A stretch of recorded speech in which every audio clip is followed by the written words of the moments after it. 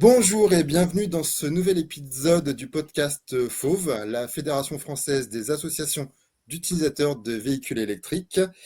Ici, on parle de mobilité électrique sans détour, recharge, autonomie, infrastructure, innovation et retour d'expérience utilisateur.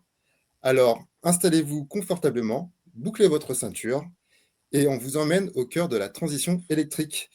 Alors aujourd'hui, autour de la table, j'ai le plaisir d'avoir trois personnes avec moi. Deux personnes qui sont déjà intervenues autour de ce podcast. Sébastien du France Café, Sébastien qu'on ne présente plus, l'examinateur de permis du FSD. Salut Sébastien, comment ça va? Salut, bonjour tout le monde.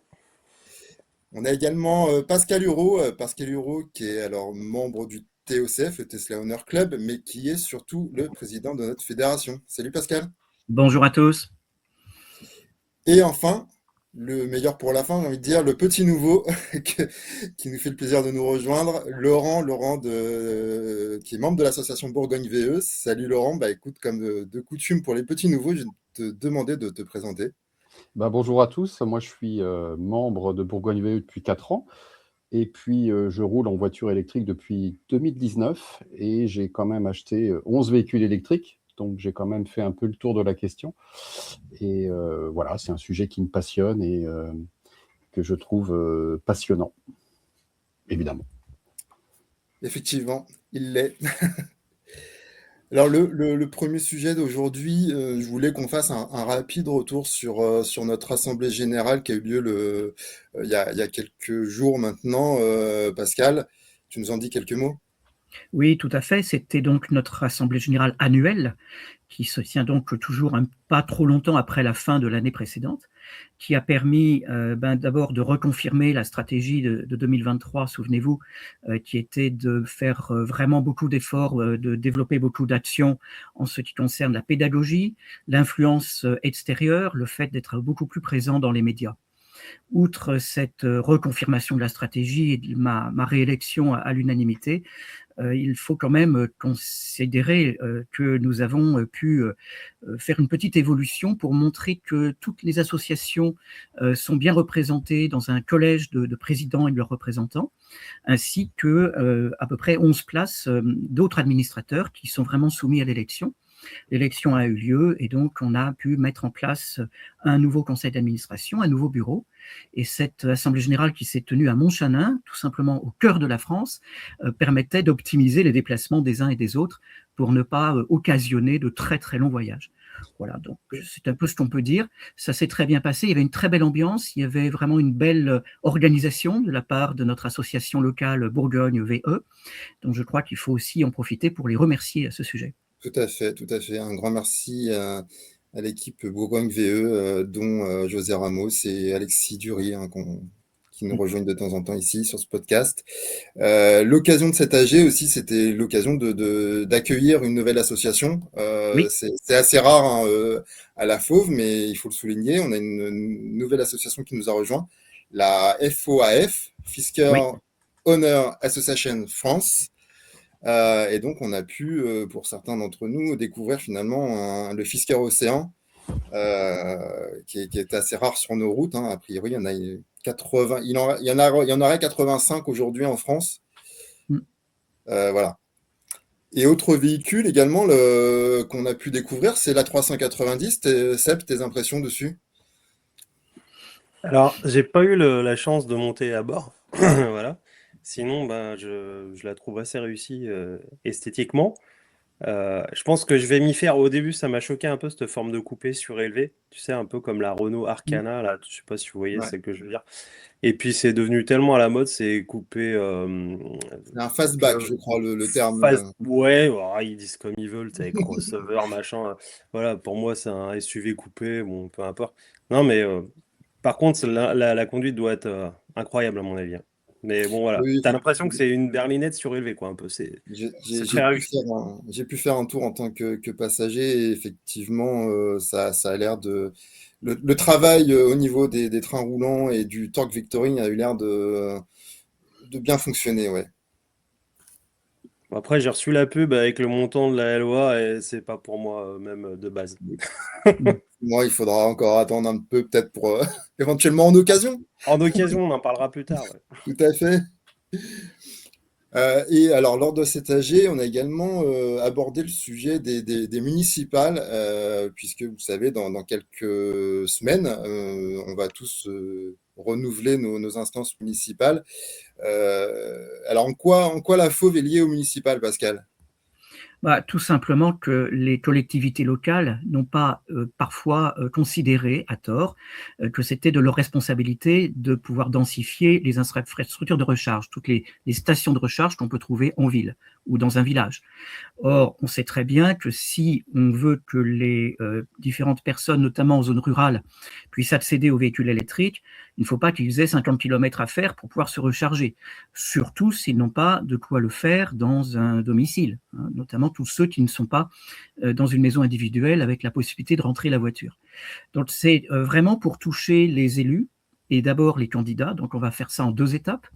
On a déjà un appel pour l'ensemble des candidats que nos membres doivent diffuser vraiment localement auprès des 2, 3, 4 listes qu'ils peuvent avoir localement vraiment autour d'eux.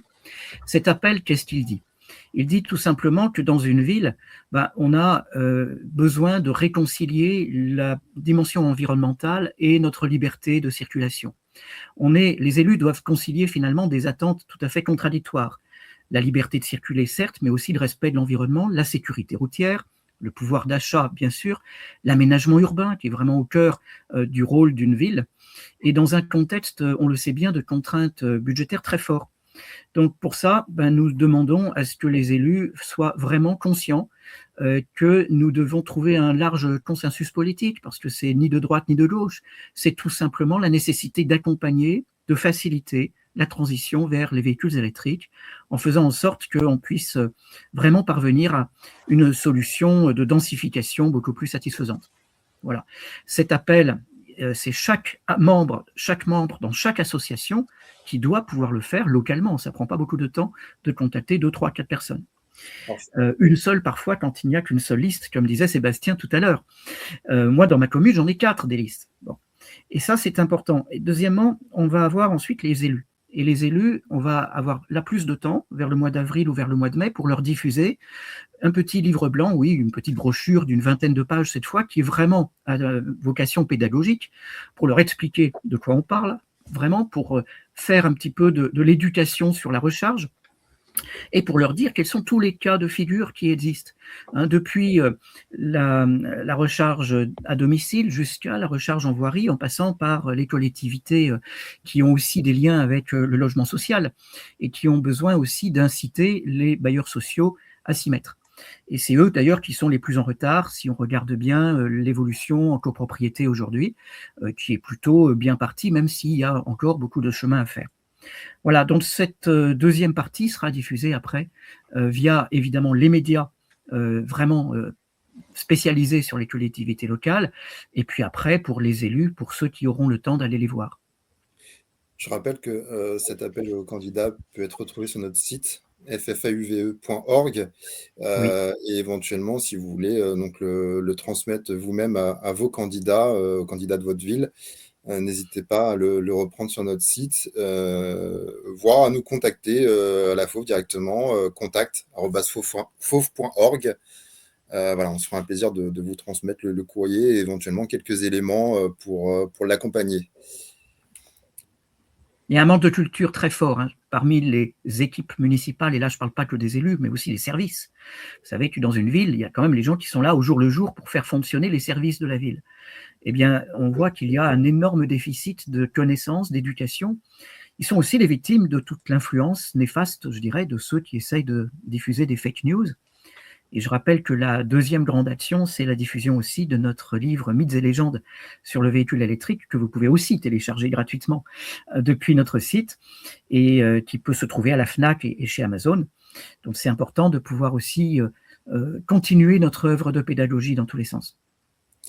Tout à fait, tout à fait. Et d'ailleurs, sur ces mythes et légendes, il y en a une qui revient, c'est le véhicule électrique, ça coûte cher. Oui. Alors pour ça, il y a une solution, j'ai envie de dire, c'est le marché de l'occasion qui s'étoffe largement depuis quelques mois. Donc, ce qui nous amène à un petit sujet là sur le marché de l'occasion, justement. Qu'est-ce que tu peux nous en dire, Laurent? Alors, déjà, je vais te contredire tout de suite. Tu as dit que le véhicule électrique coûte cher, mais non, tous les véhicules coûtent cher. Aujourd'hui, tu veux acheter un véhicule hybride simple, c'est 40 000 € le ticket d'entrée. Donc, tous les véhicules coûtent cher, ils ont augmenté depuis le Covid. Et là, c'est vrai qu'aujourd'hui, on a un réel problème, c'est que les gens ne peuvent plus accéder à l'automobile. Donc, l'argument, c'est de dire, oui, ben, l'électrique est en soi une solution parce que déjà, vous allez faire des économies sur le carburant. Donc ça, c'est le premier point à soulever. Ensuite, moi, ce que je trouve un petit peu déplorable aujourd'hui, c'est ce marché subventionné où on met en place des aides sur le véhicule neuf, alors qu'il existe des véhicules d'occasion qui pourraient très très bien faire la deuxième ou la troisième voiture. Voilà ce que je tenais à dire en préambule. Disons que l'aide qui existait a été supprimée aussi, hein. Tu te souviens du bonus de 1 000 € pour le véhicule d'occasion, il a été supprimé un peu Ouais. vite. C'est vrai. Alors, moi, j'ai pris un petit exemple. Je me suis dit, voilà, aujourd'hui, on offre aux gens une LOA qui n'est pas toujours justifiée sur un véhicule neuf. Et le paradoxe, c'est qu'on a les parcs de véhicules d'occasion et personne ne veut acheter, et même les commerciaux ne proposent pas ces véhicules d'occasion. Donc, par exemple, je vais vous citer l'exemple de Clément de notre association. Il a acheté une petite Citigo qu'il a acheté 7 400 €. Et elle est de 2020 et elle a 40 000 km. Donc, cette voiture-là, elle peut, si on la finance par exemple sur un emprunt de 4 ans, ça revient intégralement, hein, ça revient à des mensualités de 167 €. Et au bout de 4 ans, on devient propriétaire de ce véhicule et ensuite, eh bien écoutez, vous pouvez décider de garder ce véhicule, de le revendre. On peut imaginer que ce véhicule, on peut le revendre 3 500 € et ça fait un apport pour l'achat du véhicule suivant. Et je pense qu'aujourd'hui, les gens sont un petit peu attirés par le discours des commerciaux qui n'est pas honnête par rapport, parce que la LOA, on ment un petit peu, enfin, on ne dit pas toute la vérité. Voilà.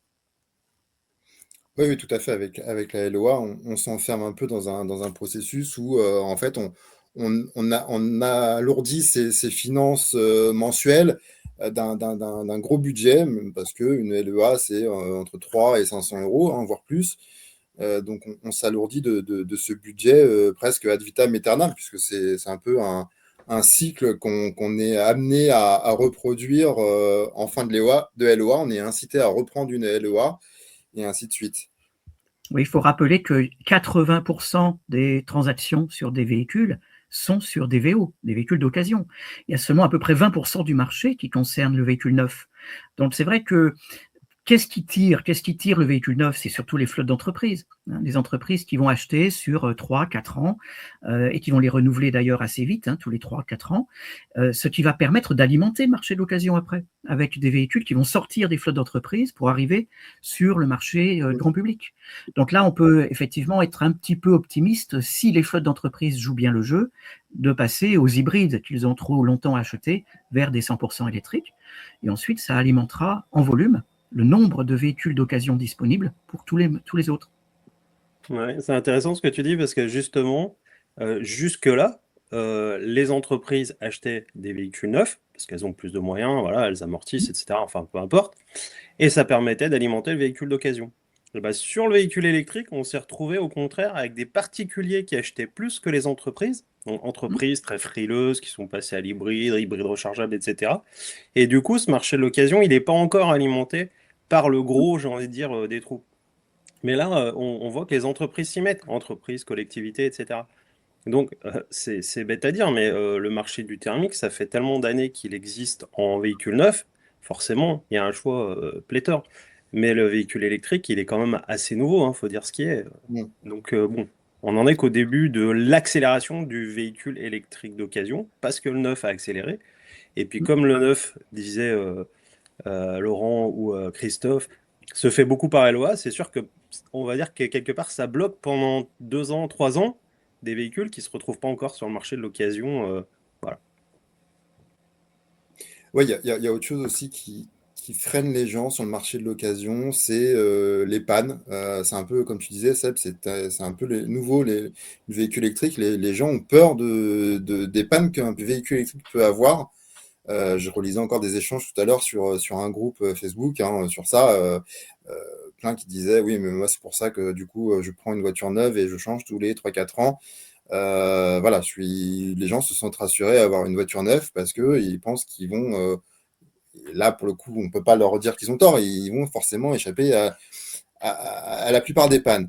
Et ça a été démontré, hein, le véhicule électrique est quand même moins sujet aux pannes que son équivalent thermique. Il faut quand même rassurer les gens là-dessus.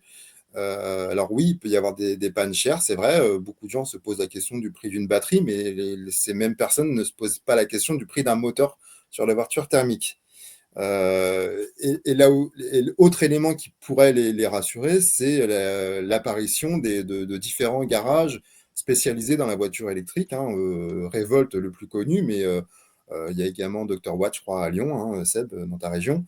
Voilà, des garages qui apparaissent un peu partout sur le territoire et qui sont spécialisés dans la réparation du véhicule électrique et qui sont, plutôt que de remplacer des pièces coûteuses, sont capables de les réparer. Oui, et surtout qu'ils peuvent aussi faire un état des lieux sur la batterie, par exemple, pour dire, avant qu'un véhicule soit revendu en occasion, bah voilà la perte de capacité que la batterie a pu avoir, pour montrer qu'au bout de 7-8 ans, on perd qu'à peine 20% de la capacité initiale. Donc ça dépend évidemment du mode de conduite du précédent conducteur, mais ça c'est vrai des véhicules thermiques aussi. Quand vous achetez un véhicule d'occasion, bah, vaut mieux avoir un peu de confiance dans la façon dont le prédécesseur a pu conduire la voiture.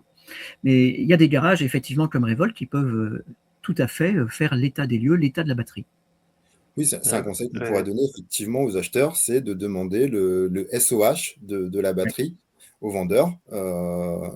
Et c'est de nature à rassurer. Ce SOH, on constate que généralement, il est au-dessus des 90, il reste au-dessus des 90%, même après 4-5 ans et plus de 100 000 km d'utilisation.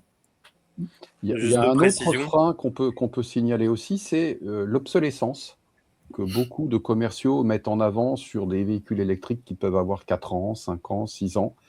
Mais cette obsolescence, au quotidien, elle n'est pas gênante. Je vais prendre mon cas particulier. Je roule dans une voiture électrique qui a 9 ans, donc qui est ultra amortie. Et même si elle n'a pas les derniers gadgets, même si elle n'a pas une autonomie de ses débuts, elle fait très très bien son rôle de deuxième voiture. Je te rejoins, Laurent. Moi, j'ai une voiture qui a 15 ans en deuxième voiture. Donc, Voilà, et avec sa batterie d'origine, j'insiste. voilà. Et c'est là-dessus qu'on doit travailler, c'est dire aux gens, mais n'ayez pas peur, une voiture électrique, ça peut faire plus de 8 ans, sans panne lourde, et il faudrait aussi que les constructeurs jouent le jeu, c'est-à-dire qu'aujourd'hui, les pièces sont ultra chères et c'est pas toujours justifié. Sur une voiture électrique, la panne la plus courante, ça peut être une carte, un circuit électronique, parce que les moteurs électriques sont fiables, les batteries sont fiables. Mais globalement, on peut avoir des petites pannes facilement réparables, mais les constructeurs se refusent de les réparer avec bienveillance. Ce Et que c'est ça font le les vrai souci. garages C'est ça le que vrai je souci. citais tout à l'heure, effectivement. Seb, tu voulais réagir? Non, j'avais juste 2 précisions à apporter. Euh, sur Revolt, ils sont à Lyon maintenant, et Dr Watt, c'est Villefranche, donc un peu plus près de chez Laurent. Autant Et pour le moi. SOH, c'est le State of Health en anglais, état de santé. Ça, c'est juste pour les gens qui nous écouteraient, qui ne seraient pas forcément au courant. Donc, ça représente finalement la perte de capacité, de la capacité initiale de la batterie. Quand elle sort de l'usine, on va dire que vous la chargez à 100%, elle est effectivement à 100%. Et puis qu'au fur et à mesure, bah, elle perd, on peut dire 1 à 2% par an, quoi. C'est pas quelque chose d'énorme. C'est en moyenne. Voilà, et que c'est en plus c'est dégressif, hein. C'est-à-dire que ça perd beaucoup au début, puis de moins en moins à la fin.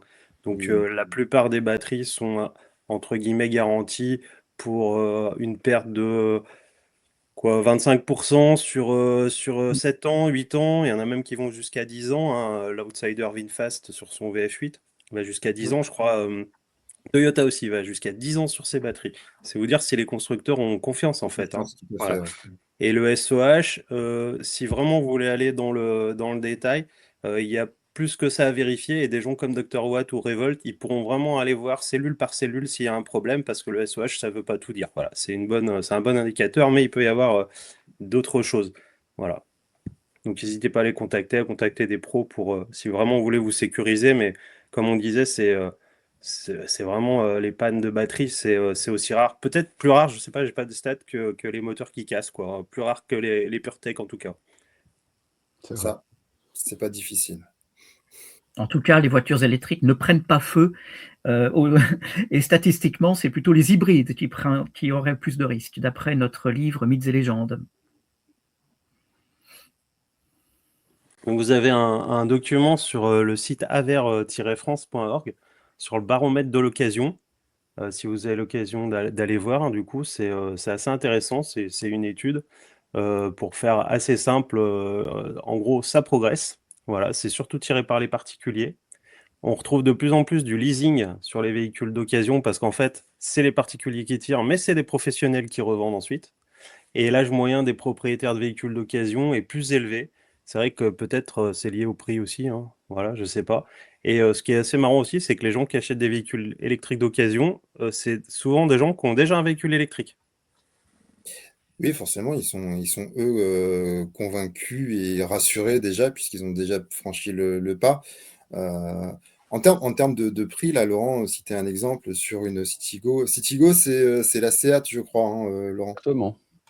C'est la Seat, la même que l'e-Up et il y a une troisième. Il y a la Seat Ami. la troisième. Non, la Citigo, c'est la Volkswagen, excuse-moi. Exact. Non, pardon, Non, c'est e-Up. Skoda.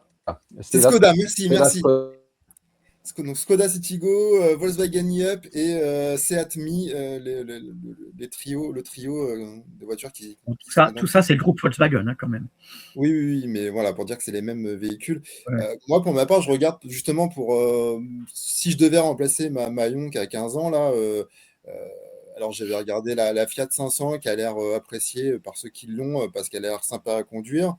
Et puis je me suis renseigné auprès de quelqu'un de chez Revolt justement qui m'a parlé de la Spring. Alors la Spring qui fait moins rêver certainement, mais Ouais. qui a l'air, qui du point de vue Revolt en tout cas, semble très fiable plutôt, même si effectivement il y a mieux en termes d'agrément de conduite, etc. Mais d'un point de vue technique, elle semble très fiable.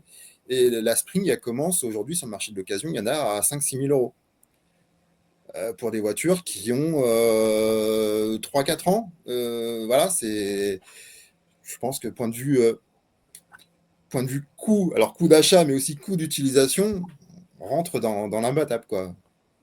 Je Si pense on qu'il y aura prend aussi beaucoup de Renault Zoé euh, sur le marché. Des Renault Zoé qui ont maintenant plus de 4 ans, 5 ans, et Il y a aussi des sont Renault vendus Zoé. à des prix tout à fait abordables, hein. Oui, Ouais. Alors elle était en tête du top 3 d'ailleurs. Alors il est un petit peu vieux, il est marrant leur baromètre, il est récent, mais les stats sont un peu vieilles quand même, hein. Premier trimestre 2024, ils mettent le top 3 Renault Zoé, i208 et Tesla Model 3. Voilà, c'était le top 3 de. c'est pareil. Voilà, Tesla Model 3, enfin ceux qui veulent une voiture un peu plus polyvalente, un peu plus routière, on va dire, pour faire des grands trajets, la Tesla Model 3, on commence à en voir autour des 15 000 euros. Ce qui pour une Model 3, un véhicule de cette gamme-là, est vraiment pas grand-chose. Tout à fait. Alors moi j'ai regardé, j'ai trouvé un 2020 56 km. Parce que pour 15 000 euros, on a plutôt des modèles fortement kilométrés.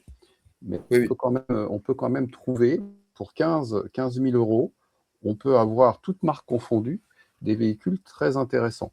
Voilà. tout à fait. Bon, bah écoutez, j'espère que cette petite discussion vous aura convaincu de regarder le marché de l'occasion quand vous songerez à remplacer votre véhicule. Je pense que ça peut être très intéressant en plus de découvrir des modèles qu'on ne visait pas forcément du coup. Euh, Venez nous faire un retour à l'occasion quand vous aurez trouvé un modèle qui vous convient.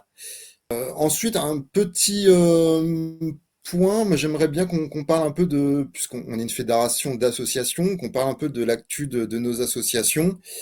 Et à ce titre-là, avec Sébastien, nos deux associations, donc le e-France Café et la FUV, l'association francilienne, nous avons été invités par VinFast, VinFast qui n'est pas mort, loin de là, qui avait envie de nous parler, de nous dire ce qu'ils prévoient sur dans leur nouvelle stratégie. Donc Sébastien, qu'est-ce que tu peux nous en parler un peu? Oui, bah en fait, VinFast, je les ai connus il y a déjà 4 ans. Ils avaient ouvert des stores, deux à Paris, si je me souviens bien. Ils en avaient ouvert dans le sud. Ils devaient en ouvrir un à Lyon. Bon, il y avait l'Allemagne, etc. Et puis on a eu beaucoup de mal à les voir, en fait, hein, et à les essayer, etc. Puis en fait, leur stratégie commerciale n'a pas vraiment fonctionné. Et il y a beaucoup de gens qui pensaient qu'ils s'étaient retirés, qu'ils étaient carrément partis du marché français. Alors qu'en fait, ils ont fermé leur magasin, en fait, licencié le personnel qu'ils avaient, parce que malheureusement, ils voulaient tout faire en propre, quoi. Voilà. Et puis, ils vont repartir sur un système de concessionnaire. Alors, ils ont commencé à s'implanter dans le sud, et bah, volontairement, ils font pas énormément de battage, hein, c'est pas BYD non plus, voilà. Pardon. Donc, comme ils n'ont pas énormément de concessionnaires, ils vont pas faire non plus une publicité à outrance, mais par contre, ils s'appuient sur tout le réseau Noroto pour ce qui est entretien. Ouais. Donc voilà, pour assurer le client. Et on a essayé le gros SUV VF8, qui est garanti 10 ans. Donc voilà, ils essayent de tout mettre en œuvre pour accueillir le client, lui donner confiance, etc. Et voilà, ils sont très peu connus, mais ils font partie d'un énorme conglomérat Vingroup. Tu as bien cité dans ton article, Christophe. Alors j'en ferai paraître un dans celui du France Café quand le podcast sera sorti, je pense que ce sera bon. Voilà. Et donc, on a pu essayer les deux voitures sur des trajets de quoi? 180 km à peu près, hein, Ouais, 180 km. Alors la ouais, VF8 à l'aller et le VF6 au retour. au retour. Voilà. Et bah, c'est de très bonnes voitures. Il y a pas grand-chose à dire. Elles sont bien finies, elles sont grosses, elles sont puissantes. Évidemment, elles ont des défauts, hein. Elles sont lourdes, elles consomment. Mais Le par contre, VF8, elles sont, ouais. ouais, elles sont Le confortables. VF6, c'est plutôt raisonnable, j'ai trouvé. VF6, ça va, ouais, c'est plus, je pense, le VF8 qui est un peu Range Rover, un peu trop. Mhm. Mais le VF6, ouais, moi, me conviendrait mieux, par exemple. Voilà. Les clignotants qui m'ont agacé et le bruit du Moi aussi. VF6. Je sais pas si tu as remarqué le bruit piéton. Ah Je le non. trouve pas aussi envahissant que sur une Zoé, mais quand même, je l'ai trouvé un peu fort. Voilà. Vous avez oublié de préciser que VIN, le grand conglomérat VIN, le groupe VIN, c'est vietnamien. C'est pas V comme chinois. Vietnam. Oui, Voilà. oui, C'est tout pas à fait, tout à chinois, fait. c'est pas Non, indien, c'est entre les deux. alors, non, Et c'est quand même original à signaler qu'un c'est- constructeur se lance dans ce pays-là. tout à fait. Ce qui était intéressant dans ces échanges, c'est de découvrir l'expansion du Vietnam en termes industriels. Ouais. Ils ont une expansion que, alors, Pascal, tu parles des Chinois, mais je pense que les Vietnamiens font encore plus fort là, en termes sur les 10 dernières années. Leur expansion est peut-être plus importante que la Chine en 20 ans. Enfin, Mm. c'était assez bluffant. Autre actu, on commence à en parler régulièrement lors du podcast, c'est les défis 24 heures que notre fédération soutient. Et là, je vais laisser la parole à Laurent. Eh ben, écoutez, à ce jour, en ce qui concerne le défi 24 heures en VE, 83 inscrits, 36 véhicules, donc nous sommes, et 3 motos, hein, je ne vais pas oublier les motos. Donc, les inscriptions seront closes le 31 mars, donc dépêchez-vous si vous êtes intéressé. Je rappelle que le défi, c'est le 29, 30 et 31 mai 2026, au départ de Montchanin, en Bourgogne. Le principe du défi, je le rappelle brièvement, hein, c'est de rouler 24 heures en véhicule électrique, donc faire la plus grande distance possible, charge incluse forcément, ou alors de faire 1000 km, là aussi dans un laps de temps contenu, pour ceux qui ne voudraient pas rouler 24 heures, hein. On peut comprendre que ça ne soit pas possible pour tout le monde. Merci Laurent de nous avoir fait ce petit retour sur le défi, c'est toujours intéressant de savoir où ça en est. Et Pascal, sur la Fauve, alors tu nous as parlé des Oui, municipales, on a d'autres sujets ou pas? articulé sur le défi 24 heures ou 1000 km, il faut quand même rappeler que la Fauve est sponsor tout à fait officiel et que donc nous serons présents par un certain nombre de participants qui viennent de différentes associations de notre fédération. Donc, nous serons très très présents et actifs Voilà. Alors, il y a aussi l'aspect 1000 km un peu plus touristique, hein, sans avoir de limite de temps, enfin, avec une option efficience, je pense qu'on peut signaler en plus, Mm. pour rassurer nos différents auditeurs sur le fait que c'est pas forcément de la performance et du circuit, mais beaucoup plus la découverte de la région, qui est très belle, avec un véhicule électrique qui est silencieux et qui traverse les villes. Voilà le lien avec les municipales, qui traverse les villes sans déranger trop les gens qui sont en terrasse, par exemple. Tout à fait. Au Je mois de sais mai, pas les si, terrasses sont ensoleillées. je sais pas si vous aviez vu cette expo de Renault avec la filante là, qui a fait 1000 km avec une seule charge. Tu crois qu'ils nous la prêteraient Non, je pour le crois pas, défi non. 1000 km? Très bien, bah écoutez, sur ces bonnes paroles, on va clore ce podcast. Je pense que ceux qui ont commencé à écouter le podcast en chargeant leur véhicule, bah, je pense que vous êtes à 80% au moins. Donc vous pouvez débrancher et poursuivre tranquillement votre trajet. Je vous remercie, messieurs, pour ce temps d'échange. Je remercie ceux qui nous ont écoutés. Et puis on se dit à très bientôt pour une nouvelle aventure. Au revoir. Au revoir. Au Ciao, revoir ciao. tous. Ciao. Stop. Je coupe l'enregistrement.